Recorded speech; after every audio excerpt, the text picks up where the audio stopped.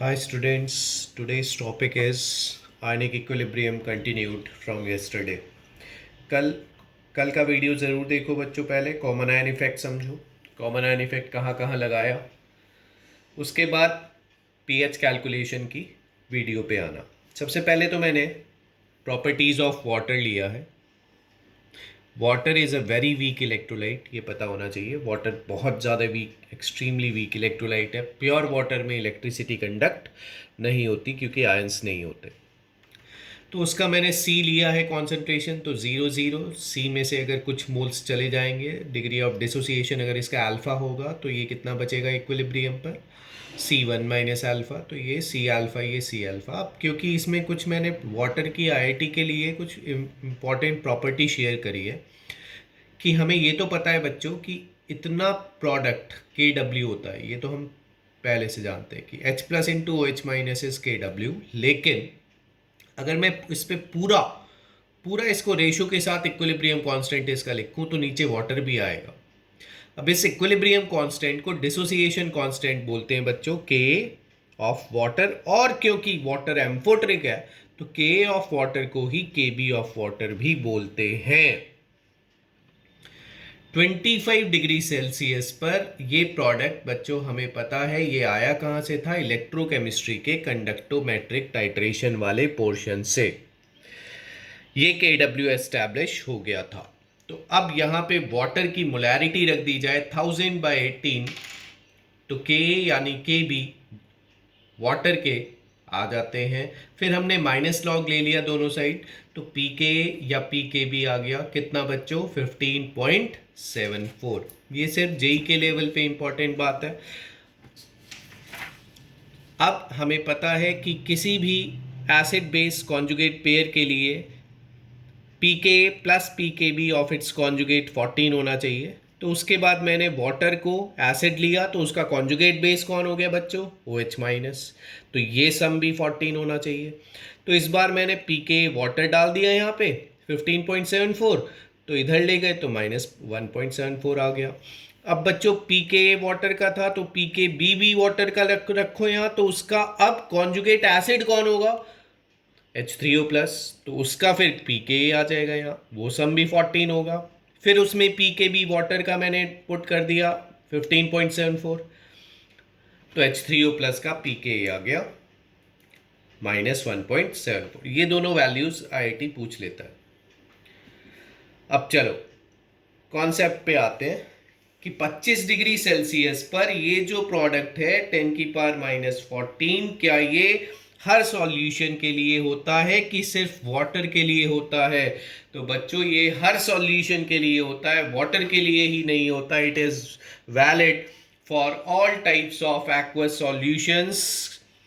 तो अब ऐसा कैसे होता है, तो मैंने लिखा है कि common ion effect comes into play. होगा क्या कि अगर H प्लस या OH माइनस किसी और अदर सोर्स इलेक्ट्रोलाइट से आ रहा होगा पानी के अंदर, तो इससे मिलने वाला H प्लस या OH माइनस कम हो जाएगा, यानी अल्फा ऑफ वाटर सप्रेस हो जाएगा। बट के डब्ल्यू को तो कांस्टेंट ही रहना है। समझो बच्चों, अगर एसिडिक सॉल्यूशन है तो ये एसिड से ले लेंगे तो वाटर से आने वाला OH माइनस कम हो जाएगा, और वाटर से आने वाला अगर OH माइनस भी कम हुआ है तो वाटर से मिलने वाला H प्लस भी कम ही होगा। तो इसका मतलब H प्लस सारा स्ट्रॉन्ग एसिड से ले लेंगे।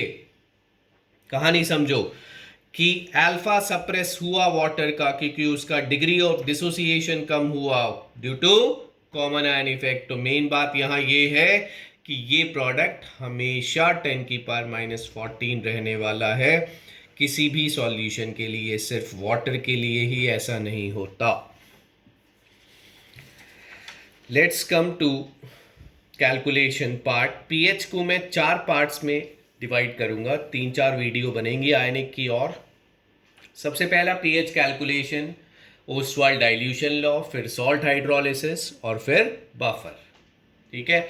और ओस्वाल्ड डाइल्यूशन लॉ में भी आज मैंने सिर्फ monoprotic acid, mono acidic base ही लिए हैं। नेक्स्ट टर्न पे, नेक्स्ट वीडियो में हम डील करेंगे पॉलीप्रोटिक एसिड जैसे H3PO4 वगैरह। तो फिलहाल तो ये एसिटिक एसिड मैंने लिया इसको डिसोसिएट कराया, C00 C1 minus alpha C alpha, इसका डिसोसिएशन कांस्टेंट Ka लिखा, product upon reactant, values put करी, C alpha upon C1 minus alpha, एक C कैंसिल आउट हो गया, तो K बराबर C alpha square upon 1 minus alpha. बच्चों हमें निकालना H प्लस है, अगर C दिया हुआ है तो हमें अल्फा चाहिए कि नहीं, क्योंकि H प्लस C अल्फा है। अब यहां तो बच्चों अल्फा की बन रही है क्वाड्रेटिक, के रख देंगे, सी रख देंगे, तो अल्फा की तो एक क्वाड्रेटिक बन रही है। तो इस क्वाड्रेटिक को भी बनाना पड़ सकता है, लेकिन उससे पहले अगर हम चेक कर लें कि अल्फा बराबर रूट के ओवर सी रख के पहले ही चेक कर ले अगर हम कि अल्फा अगर 10% से छोटा आए तो हम 1 माइनस अल्फा को 1 ले लेंगे। अब 1 माइनस अल्फा को अगर हम 1 ले लेंगे तो अल्फा इस ये जो फॉर्मूला है ये वैलिड हो जाएगा। और फिर अल्फा अगर हमने रूट के ओवर सी आ गया तो यहाँ पे अल्फा को रूट के 1 माइनस अल्फा 1 हो गया, के आपका सी अल्फा स्क्वायर आ गया, एच प्लस आपका आ गया अंडर रूट के ए इंटू सी। लेकिन ये चेक कर लें कि अल्फा 10% से कम हो। अल्फा अगर 10% से ज़्यादा आ रहा है तो यहाँ पे के रखो, सी रखो और फिर अल्फा की क्वाड्रेटिक सॉल्व करो। अल्फा की क्वाड्रेटिक सॉल्व करोगे, दो रूट्स आएंगी, उसमें से एक रूट वैलिड होगी, ऑब्वियसली अल्फा 1 से छोटा होगा, तो यहाँ पे फिर c इंटू अल्फा करके फिर h प्लस आएगा, देन pH आएगा। फिर इसका एक न्यूमेरिकल भी करा है हमने कि find alpha and pH of 0.2 molar acetic acid with its के एज 10⁻⁵। डायरेक्ट फॉर्मूला रखना है बच्चों, अल्फा बराबर रूट के ओवर सी, H प्लस बराबर रूट के इंटू सी। लेकिन मैंने पहले चेक कर लिया कि भैया अल्फा 10% से छोटा है कि नहीं, तो मैंने ये फॉर्मूला पुट कर दिया, माइनस लॉग H प्लस ले लिया, तो माइनस लॉग H प्लस से pH आ गया। उसके बाद मैंने weak mono acidic base consider करा, BOH एग्जाम्पल एनिलीन या अमोनिया इन एक्वस मीडियम यानी NH4OH। तो सिमिलर फॉर्मूला आया बिल्कुल, H प्लस क्या था अंडर रूट के इंटू सी, तो OH माइनस आया अंडर रूट के बी इंटू सी और अल्फा आए अंडर रूट के बी बाय सी। इतना डिफरेंस आया बच्चों। उसके बाद मैंने केस लिया है स्ट्रॉन्ग एसिड वीक एसिड का, parallelly strong base weak base होगा बच्चों। तो मैंने सबसे पहले लिखा है कि सारा H प्लस आप स्ट्रॉन्ग एसिड से ले लें पीएच कैलकुलेशन के लिए, क्योंकि H प्लस जो भी वीक एसिड से आ रहा है वो पहले से ही कम था और अब स्ट्रॉन्ग एसिड के कॉमन आयन इफेक्ट से उसका अल्फा फर्दर सप्रेस हो चुका होगा। तो सारा H प्लस स्ट्रॉन्ग से लो बच्चों पीएच निकालने के लिए। ऑल्दो देखो मैंने एक क्वेश्चन करा है, लिखा है कि ये मोलैरिटीज हैं आफ्टर मिक्सिंग और इसका डिसोसिएशन कांस्टेंट दिया है। तो पहले तो आइडेंटिफाई करो, बताओ स्ट्रॉन्ग एसिड वीक एसिड का केस है, ठीक बात। सारा H प्लस मैंने स्ट्रॉन्ग एसिड से ले लिया, पीएच तो निकाल ली मैंने पहले ही। उसके बाद फर्दर मैंने कुछ कैलकुलेशन करी कि एसिटिक एसिड आयनाइज हुआ। अब मैंने कल का वीडियो ज़रूर देखना कि आयनिक कॉमन आयन इफेक्ट कैसे लगता है। 0.2 देखो बच्चों, एसिटेट आयन 0, H प्लस मैंने 0 नहीं पुट करा, H प्लस मैंने 0.2 पुट करा। 0.2 के प्रेजेंस में अब ये आयनाइज होगा। पहले से H प्लस इतना पड़ा है, उसके प्रेजेंस में अगर ये आयनाइज होगा बच्चों तो इसका अल्फा सप्रेस्ड आएगा कि नहीं। लीच एटलियर प्रिंसिपल क्या कहता है, आपकी प्रोडक्ट बढ़ाओगे रिएक्शन बैकवर्ड जाएगी। तो उसके बाद मैंने नया ओसवाल्ड डाइल्यूशन लॉ लगाया, तो 1 माइनस सी 1 माइनस अल्फा सी अल्फा और प्लस सी अल्फा। 0.2 तो पहले से था, प्लस कर दिया सी अल्फा। अब बच्चों मैं पहले से ही कह रहा हूँ सारा H प्लस एसिड से ले लेना स्ट्रॉन्ग वाले। तो ये देखो मैंने इसको 0.2 ले लिया, फिर मैंने K लिखा acetate ion into H plus upon acetic acid.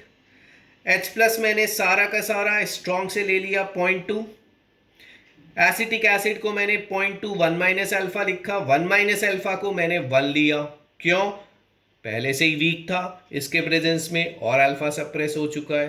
तो 1 माइनस अल्फा को अगर मैंने 1 लिया बच्चों तो ये 0.2 रह जाएगा, 0.2 कैंसिल हो जाएंगे। तो बताओ एसिटेट आयन आ जाएगा कितना, 10⁻⁵।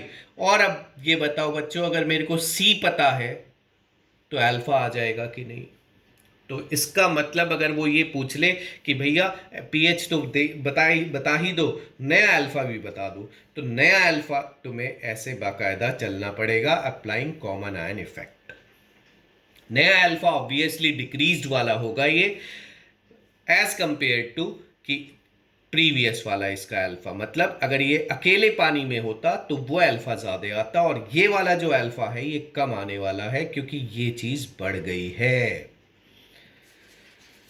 क्लियर हो गया बच्चों। Strong acid weak acid, strong base weak base में क्या होगा, सारा का सारा OH माइनस स्ट्रॉन्ग बेस से ले लेंगे, POH आएगा, 14 से सबट्रैक्ट करके पीएच आएगा। एक बड़ा इंपॉर्टेंट केस वीक एसिड का मैंने लिखा दोनों पे कॉमन आयन इफेक्ट लगाओ बच्चों। तो मैंने एक क्वेश्चन लिया है कि C1 मोलर वीक है जिसका डिसोसिएशन कांस्टेंट Ka1 है, C2 मोलर वीक है जिसका डिसोसिएशन कांस्टेंट Ka2 है। इसको मैंने बच्चों आयनाइज कराया, C1 0 0, C2 0 0, C1 1 minus alpha 1, C1 alpha 1, C1 alpha 1, C2 1 minus alpha 2, C2 alpha 2, C2 alpha 2। उसके बाद मैंने लगा दिया कॉमन आयन इफेक्ट, कैसे कि H प्लस, इससे अगर C2 अल्फा 2 मिल रहा है तो वो यहाँ ऐड कर दिया, इससे अगर C1 अल्फा 1 मिल रहा था तो वो यहाँ ऐड कर दिया। तो बच्चों ये मैंने ऐड कर दिया है, तो अब बताओ ये बढ़ गया है तो इसका अल्फा भी सप्रेस हो गया, ये बढ़ गया है तो इसका अल्फा भी सप्रेस हो गया। अब मैंने कॉमन आयन इफेक्ट लगा दिया है। उसके बाद मैंने K1 लिखा, H प्लस यानी ये पूरा expression into C1 alpha 1 upon C1। C1 क्यों लिखा, क्योंकि मैंने 1 माइनस अल्फा 1 को 1 ले लिया। अच्छा, K2 H plus into C2 alpha 2 upon C2, फिर इसको मैंने 1 ले लिया। क्या ले लिया बच्चों, इसको भी 1 ले लिया। उसके बाद मैंने क्या किया देखो ध्यान से, C1 को मैं इधर ले गया, C2 को मैं इधर ले गया, तो K1 C1 क्या आया बच्चों, H plus into C1 alpha 1। C2 को अगर मैं इधर ले गया तो K2 C2 बच्चों क्या आया, H प्लस C2 अल्फा 2। फिर मैंने इन दोनों को ऐड करा है, K1 C1 plus K2 C2, K1 C1 plus K2 C2। तो ये बताओ H प्लस बच्चों कॉमन आ जाएगा, फिर C1 alpha 1 plus C2 alpha 2 एक बार और आ जाएगा कि नहीं बच्चों। देखो कि अगर हम ऐसा करें कि Ka1 C1 is equal to H plus C1 alpha 1 और Ka2 C2 is equal to H plus C2 alpha 2, तो दोनों को ऐड करें अगर हम, K1 C1 plus K2 C2, तो H प्लस कॉमन आ जाएगा और ये हो जाएगा बच्चों C1 alpha 1 plus C2 alpha 2। अब बच्चों ये बताओ ये भी तो H प्लस ही है, तो ये भी H प्लस है, तो H plus into H plus का यहां हो जाएगा H प्लस का स्क्वायर, तो H प्लस अपना आ जाएगा under root of K1 C1 plus K2 C2। Direct याद रख सकते हो वीक एसिड में। और सिमिलरली वीक बेस आए तो यहाँ OH माइनस हो जाएगा, ये रूट KB1 C1 हो जाएगा plus root plus KB2 C2 हो जाएगा। यहाँ मैंने एक बात बहुत नोटिस कराई है बच्चों की, एकदम से हमारे दिमाग में आता है कि इसका H प्लस अलग निकाल ले रूट K1 C1 से, इसका H प्लस अलग निकाल ले root KB2 into K2 into C2 से, और फिर ऐड कर दें। ठीक है, वो गलत हो जाएगा, बिल्कुल एब्सोल्युटली गलत है, क्योंकि उसमें हमने कॉमन आयन इफेक्ट लगाया ही नहीं। तो ये और ये बच्चों डिफरेंट है, ध्यान रहे, ये इसमें गलत है। क्या गलत है कि इसमें सारा H प्लस ले लिया कि अकेले है ये और फिर ऐड कर दिया, जबकि वो तो एक साथ हैं, दोनों पे कॉमन आयन इफेक्ट लगेगा, तो ये फॉर्मूला आएगा वीक बेस में बच्चों OH माइनस बराबर under root KB1 C1 plus KB2 C2 हो जाएगा, इतना डिफरेंस आएगा बस। तो ये फॉर्मूला लर्न करो, इंपॉर्टेंट है, आज के कॉन्सेप्ट्स रिवाइज करो। नेक्स्ट वीडियो में हम डील करेंगे polyprotic acid concepts. Thanks all.